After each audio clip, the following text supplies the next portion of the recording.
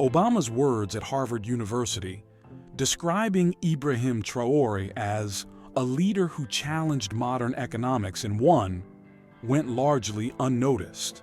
That is, until Traore responded to this praise by presenting a transformation plan to all foreign companies in his country.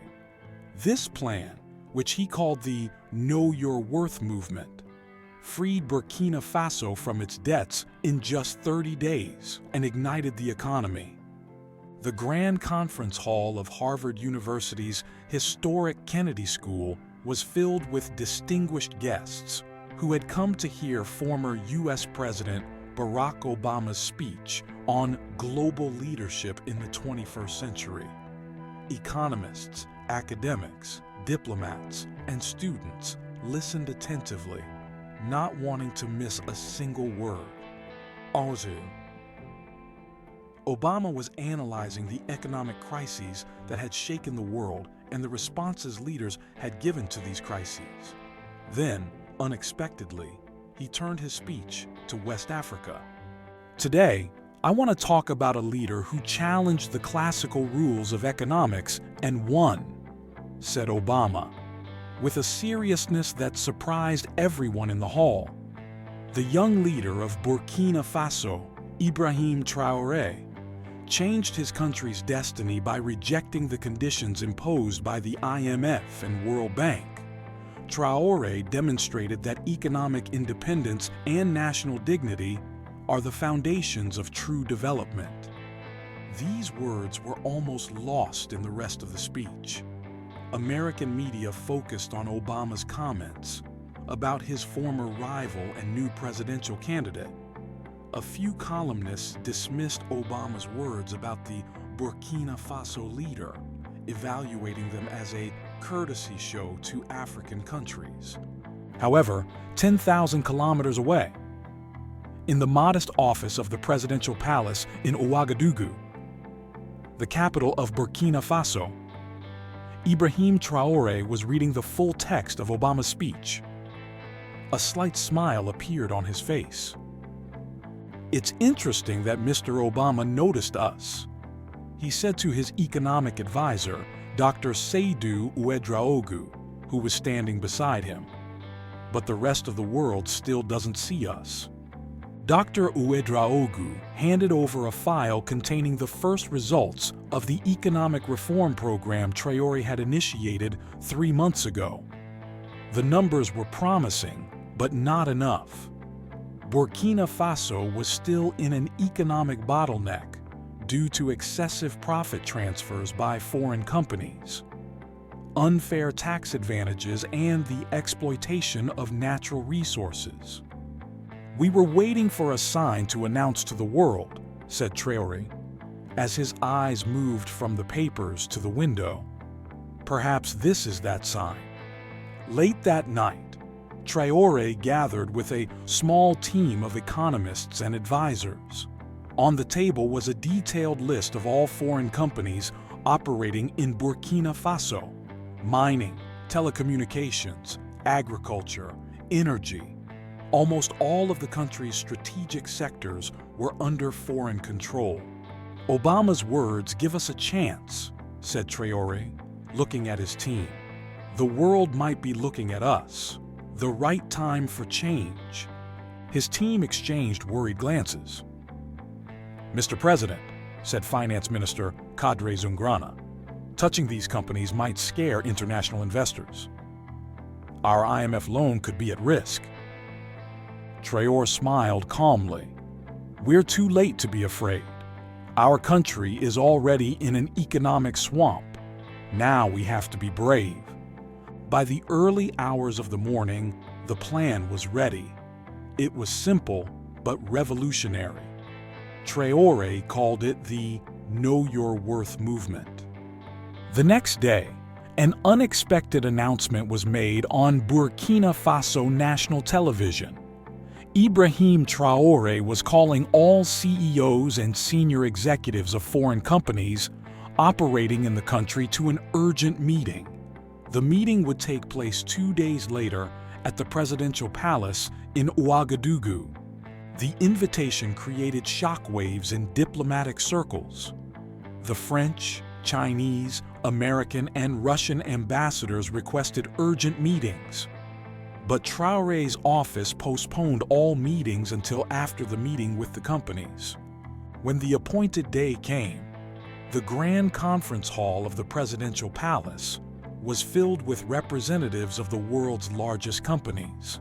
Pierre Moulin, CEO of the French gold mining giant GoldEx, Li Wei, West Africa director of the Chinese telecommunications company ZTE, John Miller, president of the American agricultural company AgriGlobal, and dozens of other executives waited nervously. At exactly 10 o'clock, Ibrahim Traore entered the hall. Instead of his usual military uniform, he wore a shirt with traditional Burkina Faso patterns and simple pants. He walked to the podium with calm, confident steps. "Distinguished guests," Traore began, his voice soft but authoritative. "Today I have called you here to start an economic revolution." The hall stirred with tension. French CEO Moulin whispered something to the translator next to him. Burkina Faso possesses some of the world's richest underground resources. Traore continued. Gold, manganese, zinc, cotton. Yet our people are among the poorest in the world. We must solve this paradox. Traore turned to the screen next to the podium and pressed a button. The screen displayed a comparison of the profits companies made from Burkina Faso and the value they left in the country. The difference was striking. On average, companies left only 12% of their profits in the country. "This is not a partnership," said Traore, looking directly at the CEOs. "This is exploitation." A tense murmur rose from the hall. American John Miller stood up. "President Traore, our companies operate within the legal framework. We pay all our taxes." Traore nodded. "Yes, you comply with the laws. But these laws are remnants of the colonial period and are against our country. Starting today, we are launching a new economic model."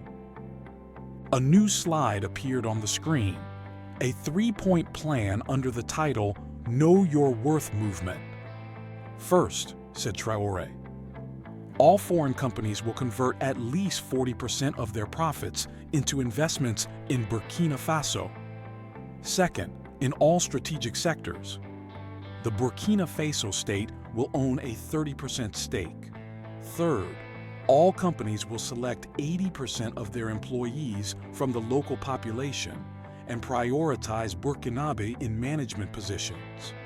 Waves of shock circulated through the hall.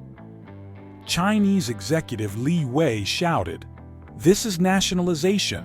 It's against international law." Traore smiled calmly. "No, Mr. Li. This is not nationalization. This is fair partnership. You will still make your profit, but our country will also get its deserved share from its own resources." French CEO Moulin jumped to his feet. "What will happen if we don't accept these terms?" The smile on Traore's face didn't disappear. "Then you will lose the opportunity to do business in Burkina Faso. There are many companies willing to take your place.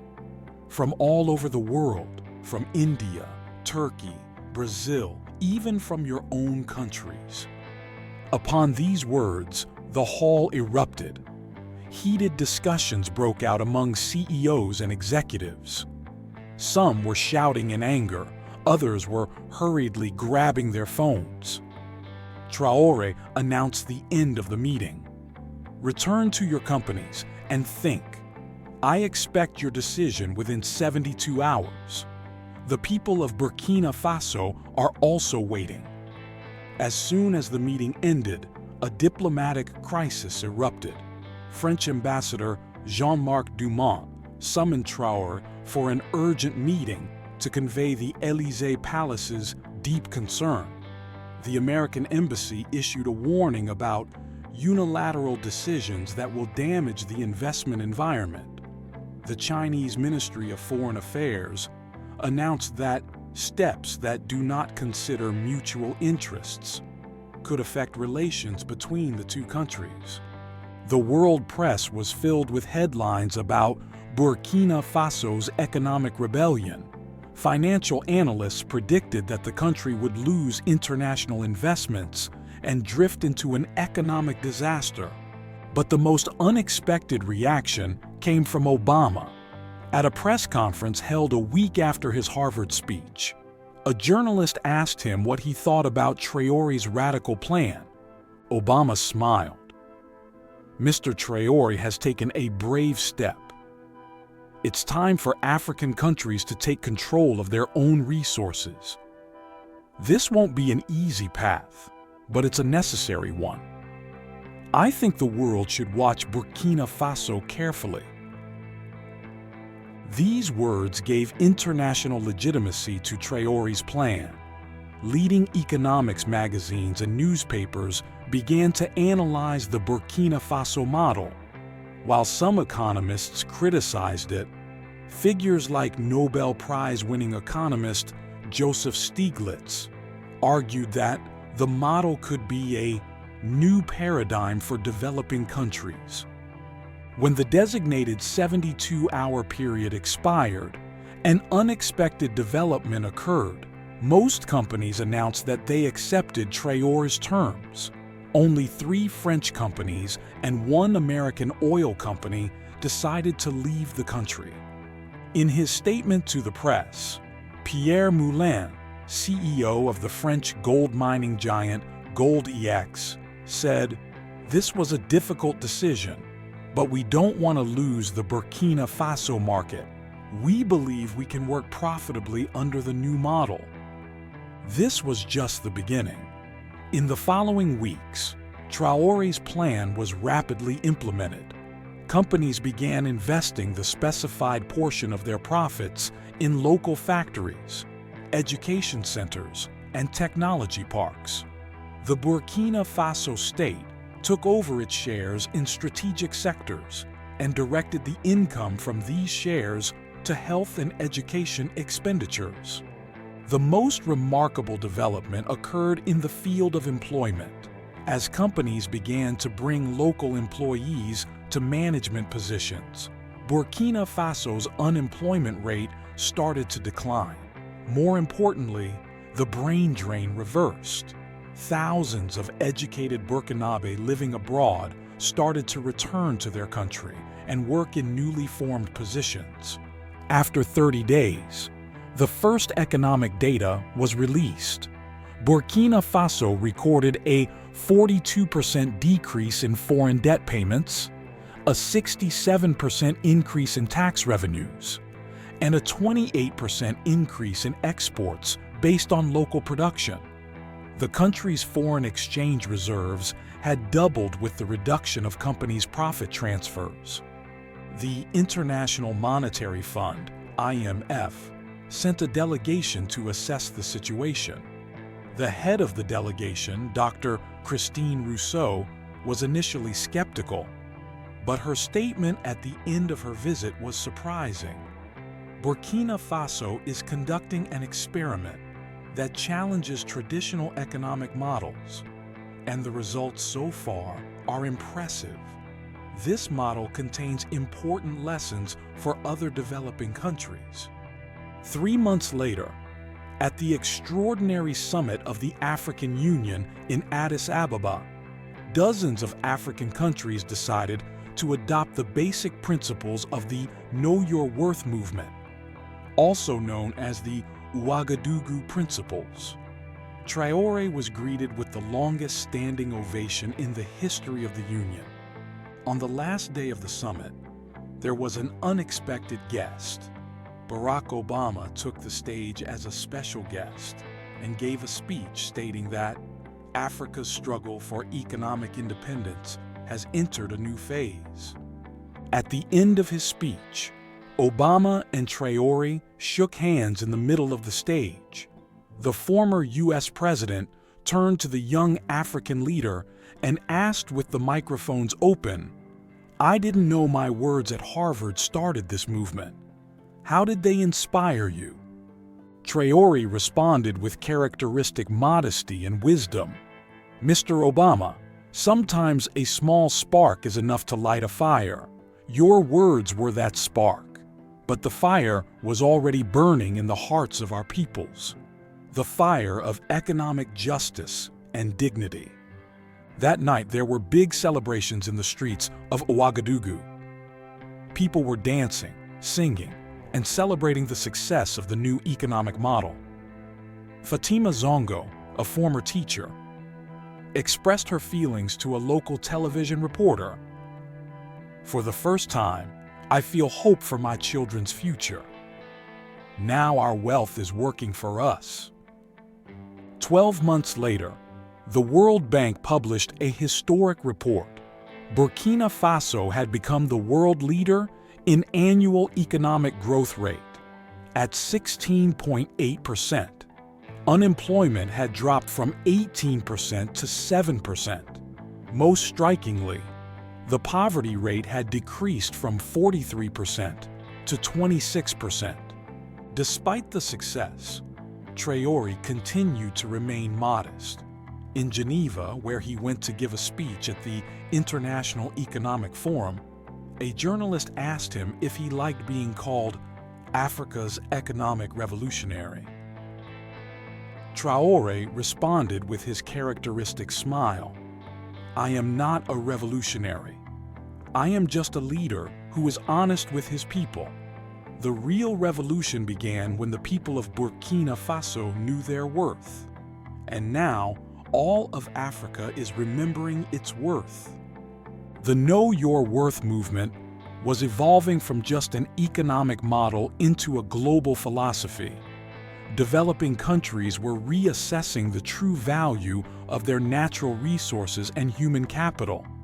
Traore's simple message was powerful.